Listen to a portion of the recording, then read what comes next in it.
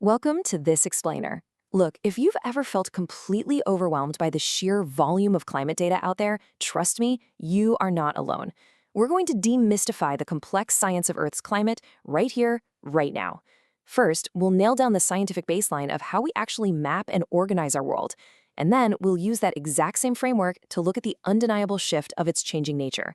Let's get right into it. Here's a quick look at our roadmap for today. We're hitting 1. Organizing Earth's climates, 2. The Köppen system, 3. Earth's climate history, 4. Triggers of climate change, and finally 5. Global warming and greenhouse gases. All right, let's start with those foundational rules. Section 1. Organizing Earth's climates. Building a framework for the planet.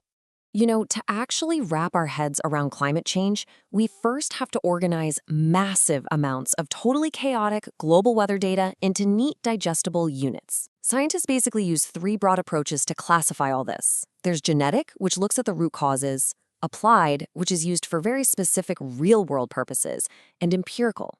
Now, empirical is the one we really care about here. It relies strictly on concrete, observed data. We're talking specifically about temperature and precipitation. By focusing purely on what we can physically measure, we create a rock-solid, undeniable baseline. Section 2. The Köppen system. Decoding the map. So way back in 1918, a scientist named V. Köppen developed this brilliantly simple scheme. He noticed a really close relationship between a region's climate and the distribution of vegetation that naturally grows there. Makes sense, right?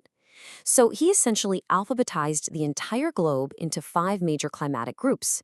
We've got A for tropical humid, B for dry, C for warm temperate, D for cold snow forest, and E for polar. It's an incredible system that takes this massive, complex planet and makes it feel, well, totally organized and comprehensible. Now, here's where it gets really fascinating. Take a look at how these groups are actually defined. Notice how 4 of those major groups, A, C, D, and E, which cover all the humid climates, are delineated primarily by their temperature characteristics. But then you have Group B, the dry climates. That one is defined entirely by its lack of precipitation. It's a really cool distinction, showing how just the sheer absence of moisture creates an entirely unique climatic category all on its own. But Köppen didn't just stop at those 5 broad letters. He created these subdivisions that act almost like a secret decoder ring. He used lowercase letters to tell us exactly when it rains. So F means there's no dry season, M is for monsoon, W means the winter is dry, and S means summer is dry. Then he tossed in letters like A, B, C, and D to indicate exactly how severe the temperatures get. Oh, and for those dry B climates, he used capital letters, S for a semi-arid steppe and W for true desert. It's basically an alphabet soup, but once you know the recipe, you can pinpoint the exact conditions of literally any specific region on Earth. Section 3. Earth's climate history, a world in natural motion. Okay, so once you understand this beautifully organized baseline map we just talked about, you have to realize one massive caveat. The map is constantly moving. This timeline right here is absolutely wild to think about. See, historical fluctuations are entirely natural. Think about it. 18,000 years ago, we were sitting at the peak glacial period at the Pleistocene epoch. But then look at 8,000 BC. The Rajasthan Desert, a place we totally associate with blistering heat today, actually experienced a wet and cool climate.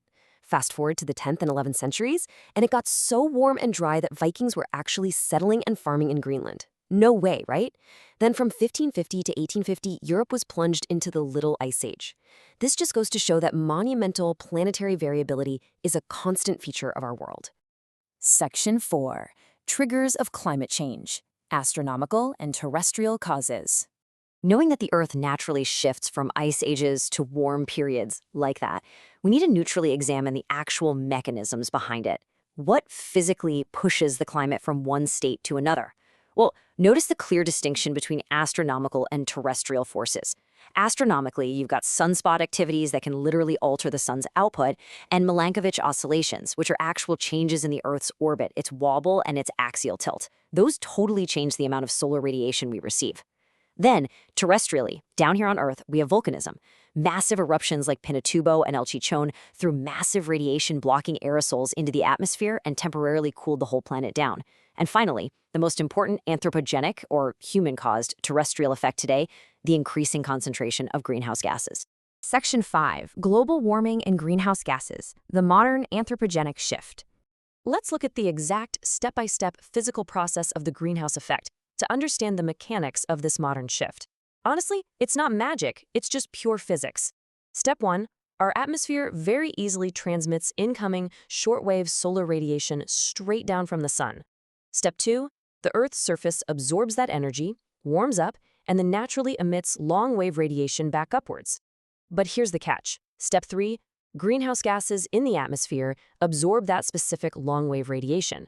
They act exactly like a giant glass ceiling, effectively trapping all that heat right inside our atmospheric system. So who are the main culprits doing the trapping? When we categorize these primary greenhouse gases, carbon dioxide is the massive one. It has the largest concentration, mostly driven by fossil fuels and deforestation, and it's rising by about 0.5% every single year. And what's really staggering, it takes 20 to 50 years for atmospheric CO2 to actually adjust to any changes we make. That is a massive delay.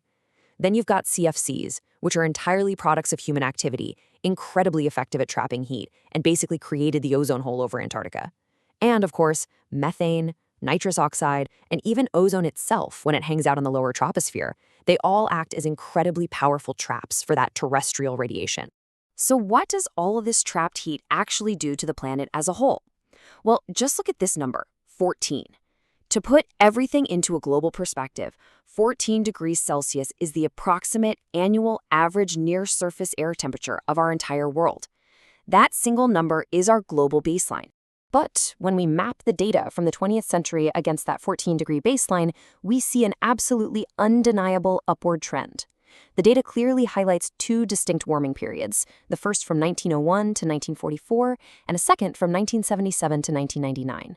In each of those specific periods, global temperatures spiked by roughly 0.4 degrees Celsius. Now, there was a slight cooling period in between them, mostly up in the northern hemisphere, but the overall trajectory, it was firmly, undeniably set. Which brings us to a rather stark final measurement, 0.6. By the end of the 20th century, the globally averaged annual mean temperature was exactly 0.6 degrees Celsius higher than it was at the end of the 19th century. Now, 0.6 might sound tiny, right? But in a planetary system that is delicately, perfectly balanced around a 14-degree average, an overall 0.6 degree shift is actually massive. And the numbers from our sources culminate in a pretty stark reality. The 1990s didn't just see severe droughts and extreme weather events popping up globally, it officially recorded the warmest temperatures of the entire century. Even crazier, 7 of the warmest years between 1856 and 2000 occurred in that single decade alone, with 1998 officially logging in as the absolute warmest year on record for the entire millennium. Look, international efforts like the Kyoto Protocol have actively tried to arrest this trend, but as we step back and reflect on all the data we've organized in this explainer today, from Köppen's brilliant vegetation maps to the wild natural climate shifts that quite literally shaped ancient civilizations, we're left with a really profound question. If a completely natural fraction of a degree drastically changed our past, creating massive ice ages and turning deserts green, what will our current human-driven trajectory mean for the generations to come? What exactly are we going to write into the geological records of our future? Thank you so much for joining me for this explainer. Keep questioning, keep learning, and as always, keep looking at the data.